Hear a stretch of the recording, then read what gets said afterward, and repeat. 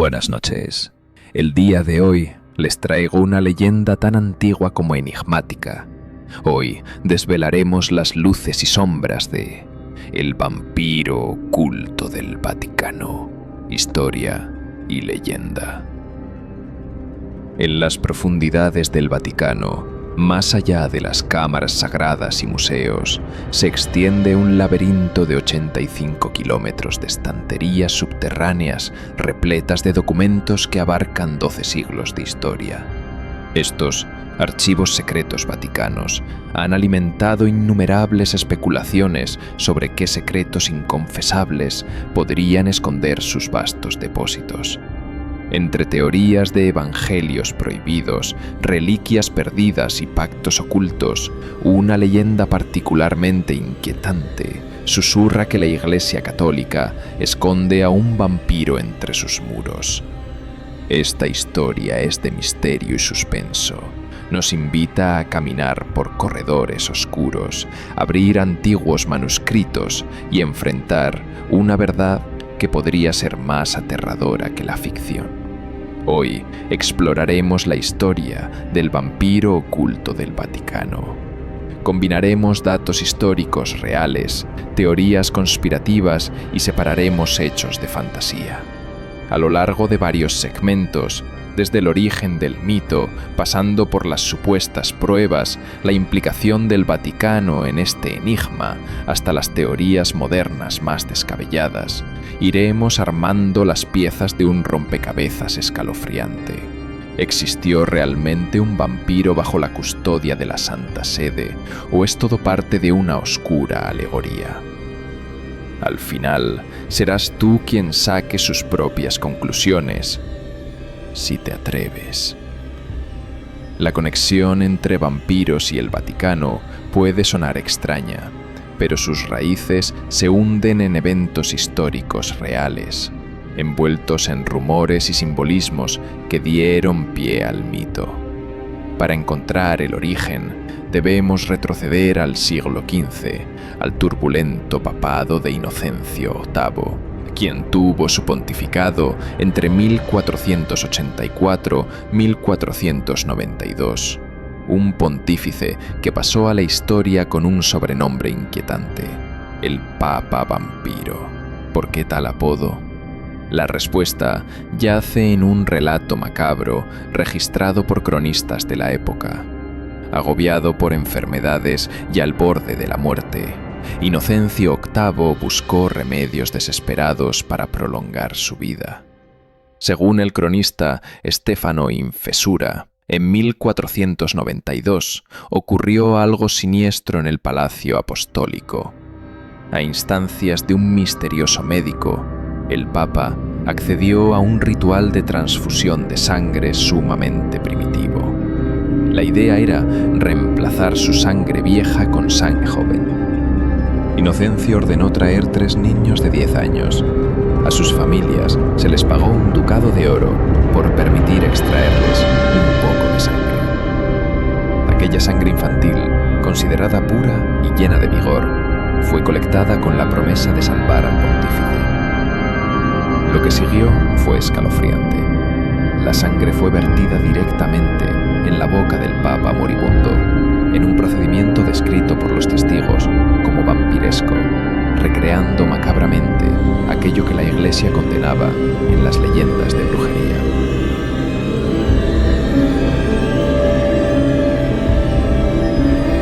El resultado, lejos de un milagro, fue trágico. Los 3 niños perecieron a causa de la sangría imprudente, y el propio Inocencio VIII murió poco después, sin lograr la cura que buscaba. El cronista Infesura dejó constancia de los hechos en su diario de la ciudad de Roma, anotando con horror cómo un médico judío huyó de la ciudad tras la fallida promesa de curación. Extrajo la sangre de los 3 muchachos. El judío escapó y el Papa no sanó. Aquella escena, digna de un relato gótico, marcó para muchos el nacimiento del mito. El Vaticano había presenciado un acto propio de un vampiro. Si bien algunos historiadores modernos ponen en duda la veracidad de esta historia, llegando a sugerir que fue una leyenda negra anticlerical y que tal transfusión jamás ocurrió realmente, el relato cobró vida propia. La sola imagen del sumo pontífice bebiendo sangre de niños fue suficiente para dejar una mancha indeleble en el imaginario popular. Desde entonces, Inocencio VIII pasó a la posteridad macabra con apodos como el Papa Vampiro. Este acontecimiento histórico, mezclado con sensacionalismo, es frecuentemente citado como el origen del mito del vampiro vaticano. En los rincones oscuros de la tradición oral e incluso en textos esotéricos posteriores quedó la sospecha. Si un papa fue capaz de beber sangre humana en secreto, ¿qué más podría estar ocultando la Iglesia? El caso de Inocencio VIII sentó un precedente escalofriante, pero existen otras pruebas o indicios de que el Vaticano tuviese conocimiento sobre vampiros o incluso custodiaran a uno. A lo largo de los siglos, diversos fragmentos de información y rumores han alimentado esta teoría conspirativa, combinando realidad y ficción.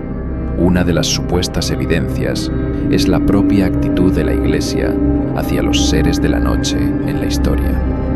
Documentos eclesiásticos de distintas épocas muestran que el clero estaba al tanto de las leyendas de vampiros en comunidades rurales, especialmente en Europa del Este.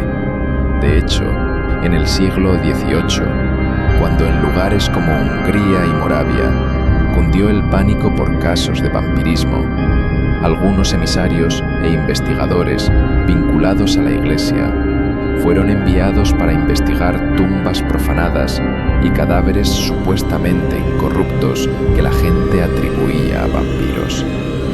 Aunque la postura oficial de Roma fue escéptica, a menudo atribuyendo esos fenómenos a supersticiones o problemas médicos, el simple hecho de que tales informes llegaran hasta las autoridades religiosas sugiere que algo se documentó y archivó. ¿Qué podrían esos expedientes estar durmiendo en algún anaquel polvoriento del Vaticano, lejos de la vista del mundo? La posibilidad pone la piel de gallina a más de uno. Otro indicio viene de los estudiosos de lo oculto relacionados con la Iglesia. Incultras Ostardece, llamado Montague Summers, destacó por sus investigaciones sobre brujería, licantropía y vampiros. Summers, quien se presentaba a sí mismo como clérigo, aunque de dudosa afiliación, creía firmemente en la existencia real de los vampiros y aseguraba que la Iglesia conocía métodos para identificarlos y destruirlos. En una época obsesionada con el progreso científico, Summers se mantuvo solo como un verdadero creyente en la realidad de brujas, vampiros y hombres lobo, y en métodos sancionados por la Iglesia para acabar con ellos. Escribió obras como The Vampire, His King and Kin, llenas de referencias a textos antiguos y folclore, en las cuales insinúa que la Iglesia, a lo largo de la historia, tuvo más encuentros con lo sobrenatural de los que está dispuesta a reconocer. Si bien Montague Summers es visto hoy más como un excéntrico que como fuente fidedigna, sus trabajos rescatan numerosos casos y leyendas vampíricas europeas. Sí.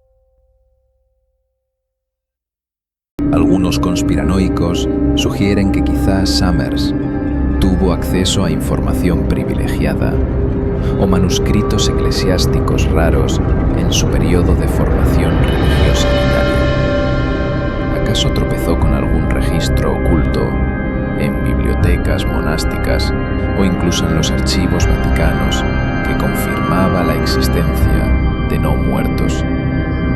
Sus insinuaciones siembran dudas intrigantes. Se dice que este libro antiguo contendría secretos sobre los vampiros reales, desde rituales para crear o destruir a estas criaturas, hasta testimonios de encuentros con ellos a lo largo de la historia.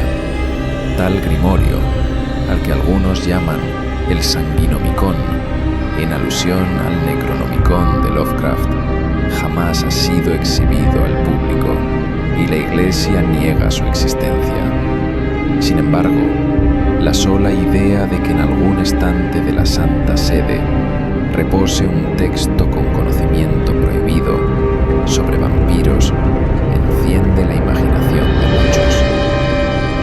Imaginen páginas escritas en latín medieval, con tintas oscurecidas por los siglos, ilustraciones de seres demoníacos bebiendo de los vivos, fórmulas de exorcismo especiales para los no muertos.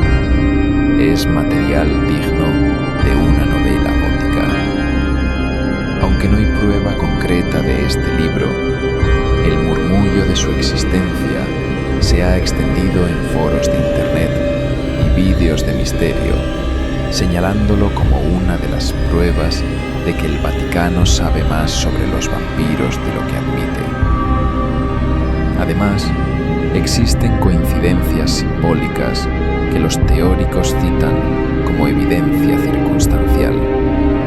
Por ejemplo, en la liturgia católica, el símbolo central es el consumo del cuerpo y la sangre de Cristo en la Eucaristía.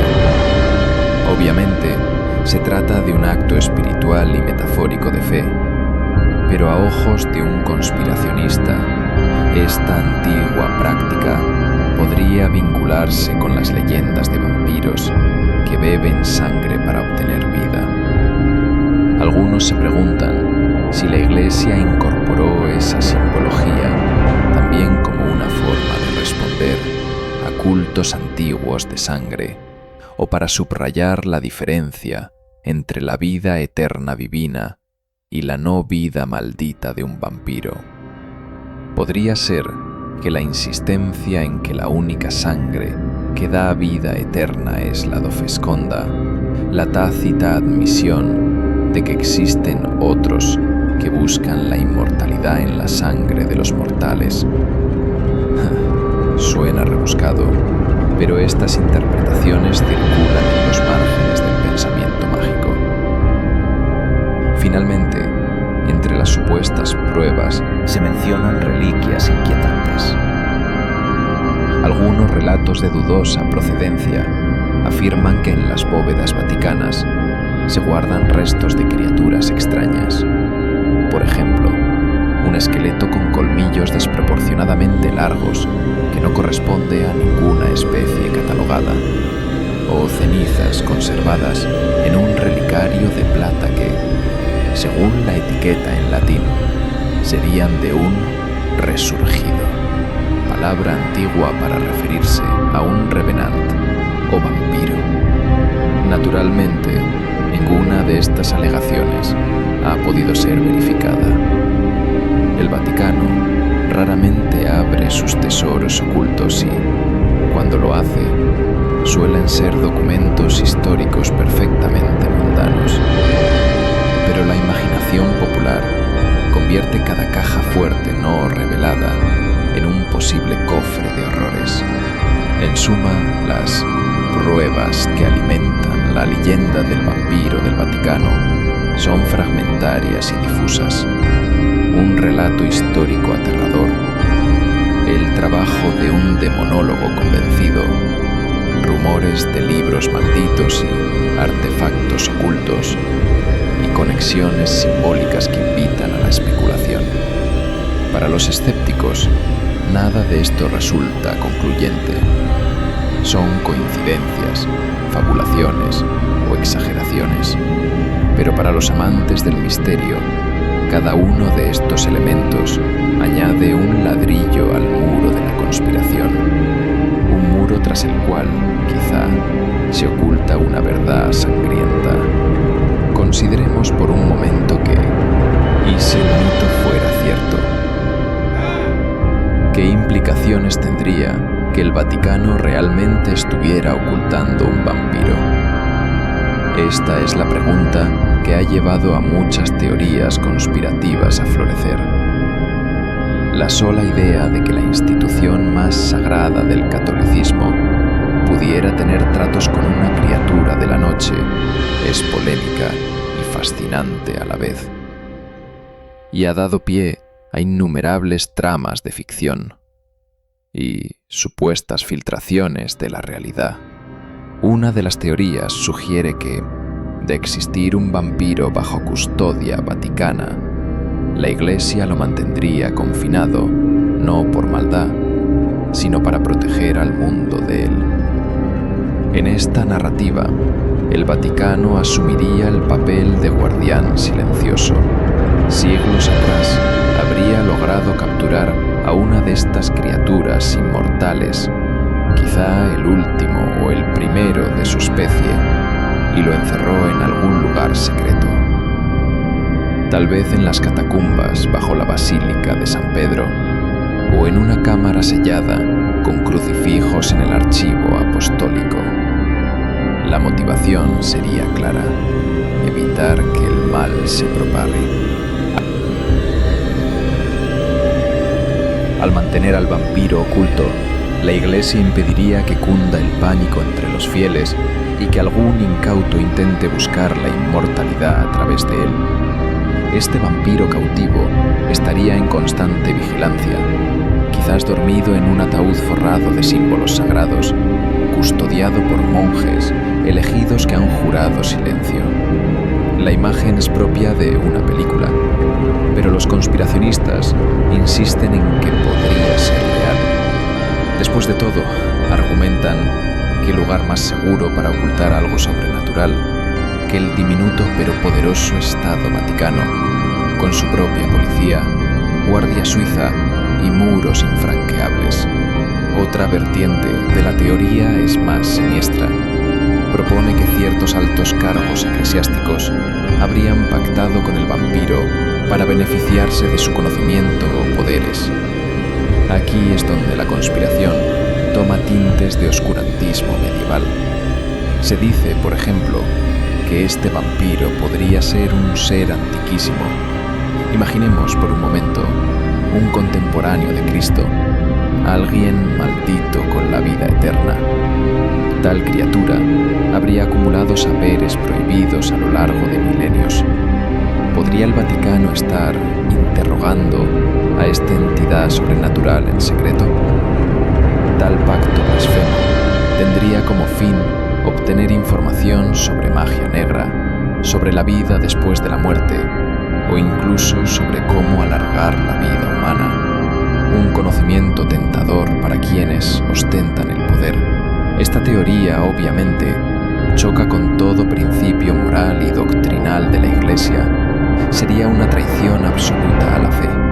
Sin embargo, los proponentes de conspiraciones señalan episodios históricos donde la Iglesia no fue ajena a alianzas cuestionables en pos de ciertos fines. Si en la Edad Media algunos clérigos estudiaron alquimia o astrología bajo cuerda, ¿por qué no imaginar que uno podría haber intentado tomar a un vampiro?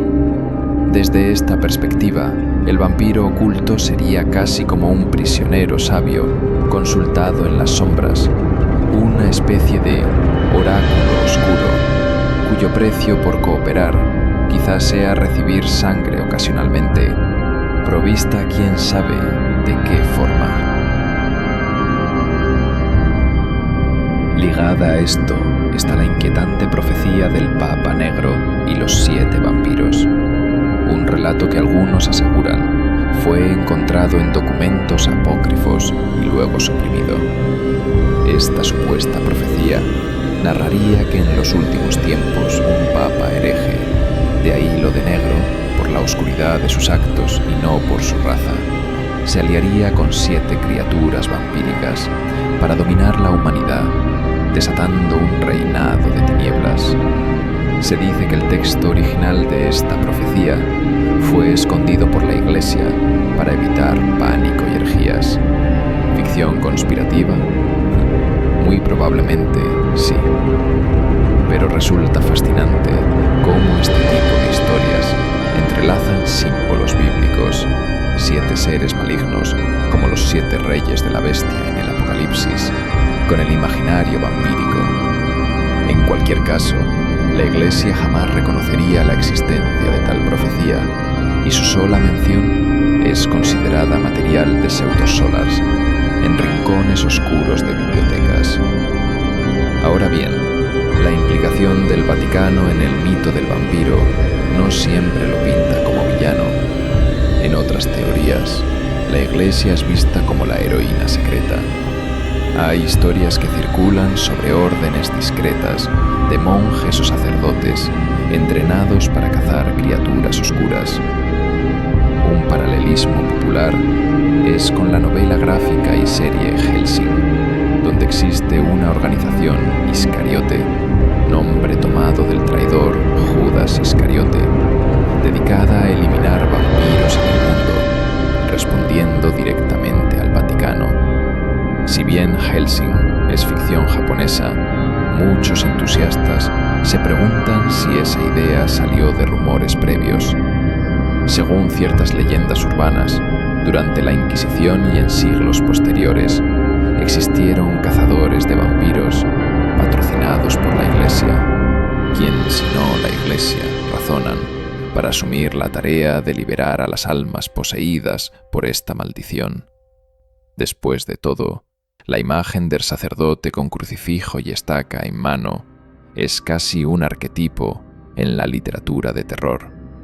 Dicen que en algunos documentos eclesiásticos antiguos, otra vez, posiblemente en esos 85 kilómetros de archivos, podría haber manuales similares al Maleus Maleficarum, el manual de caza de brujas, pero enfocados en vampiros, con instrucciones de cómo identificar a un revenant, qué oraciones recitar al abrir una tumba, cómo realizar un rito de protección sobre restos inquietos, etc.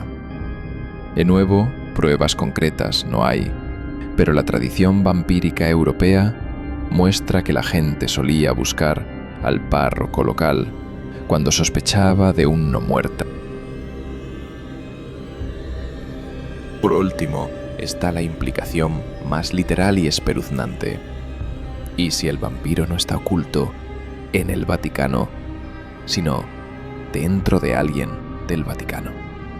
Esta teoría conspirativa postula que tal vez algún miembro de la jerarquía eclesiástica sea en secreto un vampiro.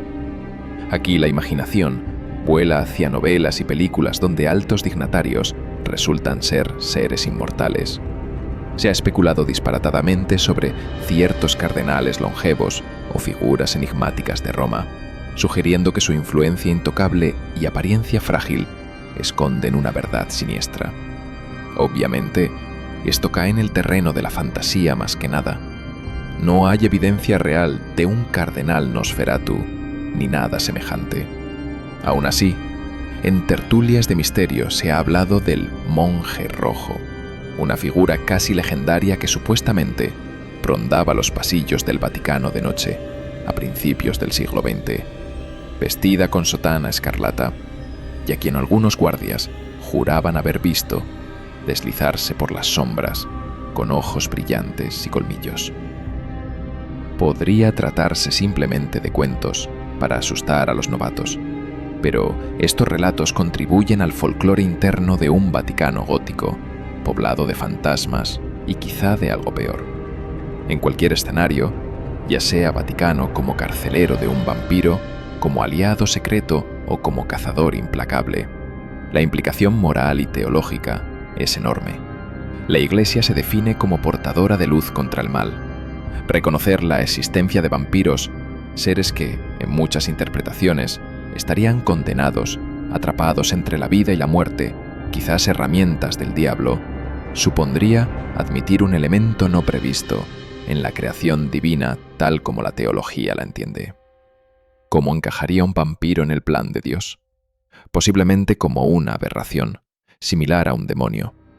Entonces, ¿sería su ocultamiento una obra piadosa, contener el mal, o un acto condenable, encubrir la verdad y quizá usarla? Estas preguntas añaden profundidad al misterio. De allí que el Vaticano, en las teorías, preferiría mantener todo en secreto antes que enfrentar un dilema de fe público. Ocultar la existencia de un vampiro sería, en la visión conspirativa, un mal necesario para proteger la estabilidad de la Iglesia y la paz espiritual de millones. Pero, como suele recordarse, no hay nada oculto bajo el sol, y eventualmente la verdad podría salir a la luz. En el siguiente segmento, veremos cómo en tiempos recientes este mito ha resurgido con fuerza renovada, adaptándose a la era digital. En la actualidad, la leyenda del vampiro del Vaticano ha encontrado un terreno fértil para crecer: Internet y las redes sociales.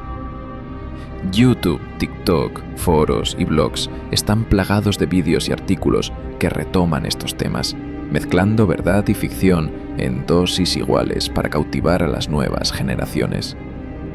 Si antaño eran libros raros o el boca a boca, hoy son las plataformas digitales las que difunden las teorías más modernas y a veces descabelladas sobre el supuesto vampiro que esconde el Vaticano. Una de las narrativas modernas más llamativas es la de la Sagrada Prima Caccia, término en latín italiano que significa la Sagrada Primera Cacería. Según esta teoría viral, cada nuevo papa, tras ser elegido, tendría que participar en un ritual secreto de iniciación, una cacería nocturna en las entrañas del Vaticano. ¿Y cuál sería la presa? Ni más ni menos que el vampiro ancestral que la Iglesia mantiene prisionero. Se dice que el Papa desciende a las catacumbas acompañado por una presencia experimenta, el apóstol traidor Judas Iscariote, condenado a vagar eternamente. En esta leyenda, Judas sería el primer vampiro, maldito con la inmortalidad por haber traicionado a Cristo. Recordemos el mito. Judas se ahorcó tras la crucifixión, y en algunas historias eso le valió una condena peor que la muerte. La Prima Caccia, entonces, sería una reencarnación simbólica del triunfo de la luz sobre la oscuridad, donde el Papa, armado con la lanza de Longinos, la supuesta lanza que atravesó el costado de Jesús en la cruz, debe mantener a raya a Judas el vampiro en cada pontificado. Por supuesto, esto suena a argumento de película de terror religioso, y no hay ninguna evidencia de nada remotamente parecido en la realidad. Pero la historia se ha hecho tan popular en TikTok y vídeos conspirativos que muchos la dan por cierta en círculos de misterio. La imagen de un papa anciano enfrentándose a un monstruo milenario en los subterráneos del Vaticano es potente y estremecedora, lo que explica su difusión. Cabe aclarar que el Vaticano nunca ha comentado tales disparates, pero el silencio oficial es visto por los conspiracionistas como prueba de que algo esconden. En la era moderna, a veces la ausencia de evidencia es interpretada por algunos como evidencia de una gran conspiración. Otra teoría contemporánea conecta la historia del vampiro del Vaticano con misterios no resueltos del propio Vaticano. Por ejemplo, la famosa desaparición de Manuela Orlandi, una joven ciudadana vaticana desaparecida en 1983, ha sido objeto de innumerables hipótesis. Una de las más estrafalarias llegó a sugerir que Manuela habría sido víctima de un culto secreto dentro del Vaticano, posiblemente relacionado con fuerzas oscuras, insinuando incluso el vampirismo.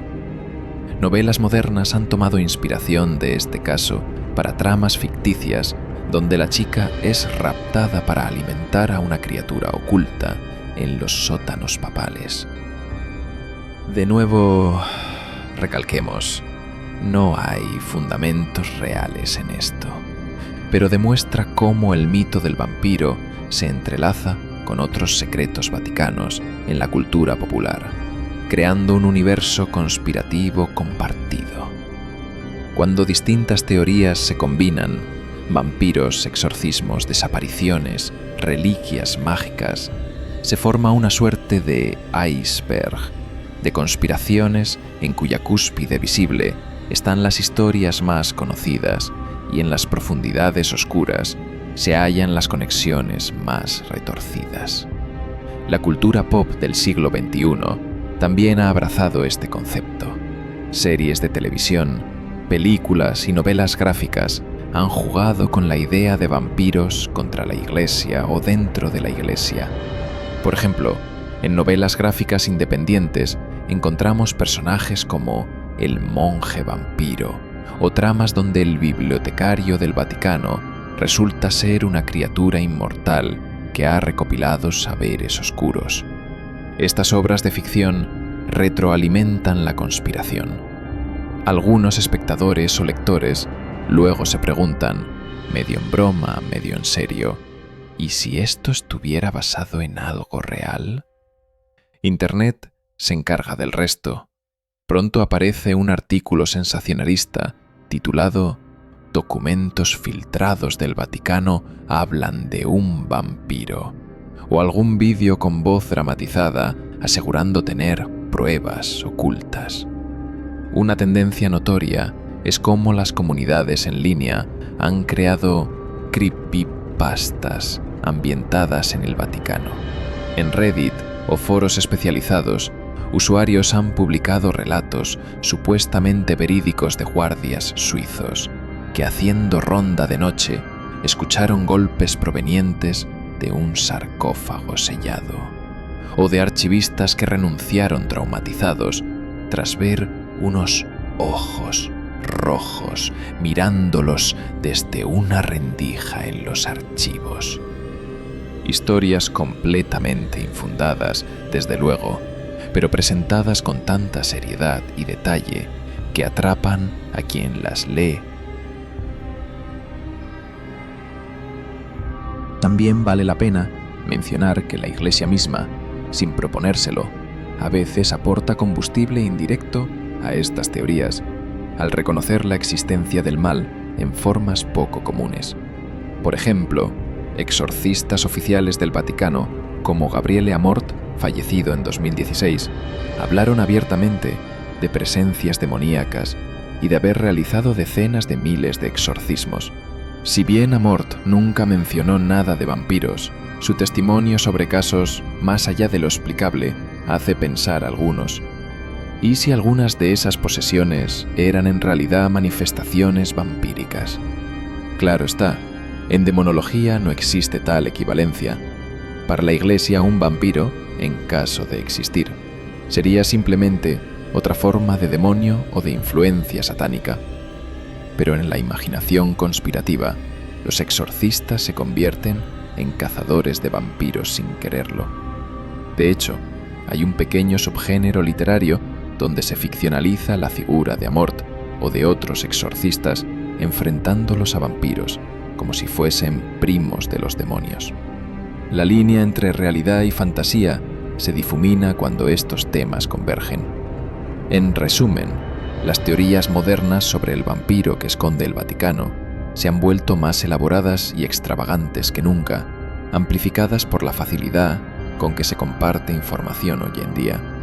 Lo que comenzó como un rumor basado en un hecho histórico se ha transformado en un mito vivo que muta con cada generación, incorporando elementos de cultura pop, sucesos históricos misteriosos y las aportaciones creativas de internautas anónimos. Para algunos no es más que un entretenido ejercicio narrativo, una fábula gótica moderna. Para otros, constituye evidencia de que cuando el río suena, agua lleva. ¿Y la postura oficial? El Vaticano, por supuesto, guarda silencio absoluto al respecto. Desde la visión racional, es comprensible. No van a dignificar con respuesta algo tan fuera de lugar en la doctrina. Pero esa misma ausencia de desmentido específico deja volar la fantasía. ¿Es silencio prudente o silenciosa confirmación? La mente conspirativa siempre elegirá la segunda opción. Llegamos al final de este recorrido entre la penumbra de la historia y las sombras de la conspiración. Hemos seguido la pista de un mito que, verdadero o no, nos ha permitido asomarnos a nuestros propios temores y fascinaciones. La historia del supuesto vampiro oculto por el Vaticano combina todos los ingredientes de una leyenda perdurable: poder, secreto, fe y horror. Por un lado están los hechos históricos inquietantes, como aquel papa que murió tras un ritual de sangre. Por otro, la riqueza simbólica de la lucha entre la luz de la Iglesia y la oscuridad de las fuerzas malignas. Y finalmente, la imaginación contemporánea, que no deja de agregar capítulos a esta crónica escalofriante. Al terminar, quizás te preguntes, ¿qué es real y qué no? La respuesta objetiva sería que no hay pruebas confirmadas de que el Vaticano esconda un vampiro literal en alguna bóveda. Lo más cercano a ello son relatos antiguos y coincidencias interpretadas bajo una luz muy creativa.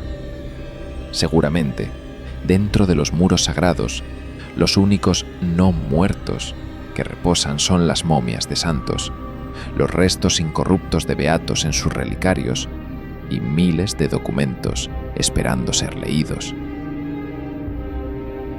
La Iglesia, en su enseñanza oficial, ve a las historias de vampiros como mitos paganos o metáforas del mal. Sin embargo, en un sentido más filosófico o metafórico, la idea de un vampiro en el Vaticano puede leerse como un reflejo de inquietudes profundas, el miedo a lo desconocido que pueda ocultarse incluso en instituciones de confianza, la dualidad constante entre el bien y el mal, incluso en los lugares más santos, y la eterna atracción que sentimos hacia los misterios sin resolver.